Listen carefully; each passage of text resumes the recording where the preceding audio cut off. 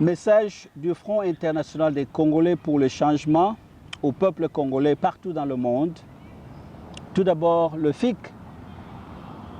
en sigle le FIC, le Front international des Congolais pour le changement, présente ses meilleurs vœux de courage, de persévérance, d'espoir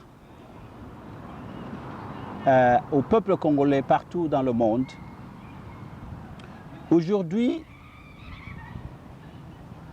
les récentes consultations et déclarations du président de la République et les agitations dans le camp du FCC et du CACH inquiètent sérieusement et ne font que confirmer la méchanceté et la confusion dans laquelle ces deux regroupements politiques ont depuis lors plongé le pays. Les tueries génocidaires à l'Est, la question de Minembwe et les rapports mapping demeurent des points très chauds sur la situation très malheureuse et tragique dans la crise congolaise. Minembwe, depuis sa fameuse installation en date du 28 septembre 2020, demeure the tip of the iceberg de la balkanisation de la RDC. Et le silence complice du gouvernement s'est fait entendre à haute voix sur le rapport mapping. La précipitation, la nature très controversée et le statut spécial qui caractérise cette installation dans une région qui échappe encore sérieusement au contrôle du gouvernement provincial et national et aux efforts de paix ne peuvent qu'amener le peuple congolais et tous ceux qui veulent sa paix à s'opposer à cette installation. Le FIC exhorte les acteurs politiques nationaux, régionaux et internationaux à la maturité, honnêteté et au dépassement politique dans leurs efforts d'adresser la crise de Minembwe, qui demeure, bien sûr, comme nous l'avons dit, the tip of the iceberg. Le FIC voudrait rigoureusement interpeller les acteurs sociopolitiques, nationaux, régionaux et internationaux à cesser de réduire ou même banaliser la crise de la RD Congo en une crise tribale ou ethnique. Il y a suffisamment de vérités intelligentes aujourd'hui sur cette crise au niveau local et national. Une crise dont les vrais commanditaires sont les acteurs politiques, les multinationaux et la communauté internationale, dont les responsabilités varient suivant leurs intérêts. Les réalités tribales et ethniques sont tragiquement exploitées par ces derniers comme leur cheval de bataille. Le FIC saisit cette opportunité pour aussi interpeller la communauté Banyamulenge.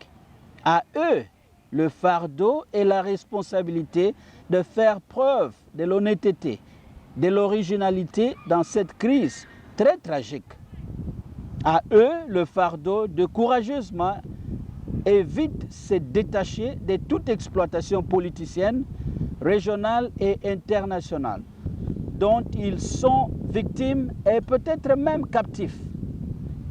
Jusqu'à preuve du contraire, ils sont aujourd'hui vus par de nombreux Congolais, comme le cheval de bataille de la balkanisation du Congo, dont les architectes se font de plus en plus identifiés dans le rang des acteurs politiques nationaux, régionaux et internationaux.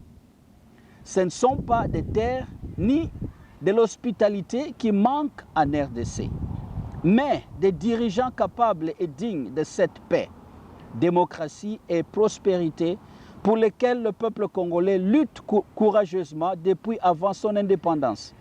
Aujourd'hui, la RD Congo et ses voisins, surtout à l'Est, vont vers la naissance de la version africaine du conflit israélo-palestinien avec apparemment la bénédiction de la communauté internationale.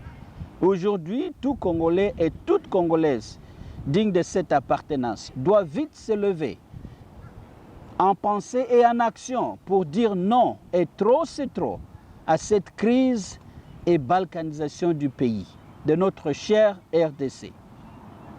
Le FIC croit fermement que la paix, la démocratie et le développement socio-économique en RDC est aujourd'hui plus qu'une priorité et urgence qui ne doit plus être réduite à des concertations, arrangements, mariages ou coalitions politiques, mais à une mise en place d'un état de droit dont les élections véritablement démocratiques des dirigeants sont au centre.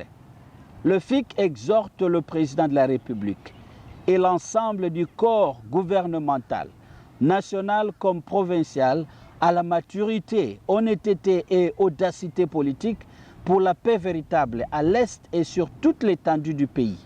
Le FIC invite le peuple congolais à se prendre en charge intelligemment et courageusement pour sa paix, sa démocratie et sa prospérité.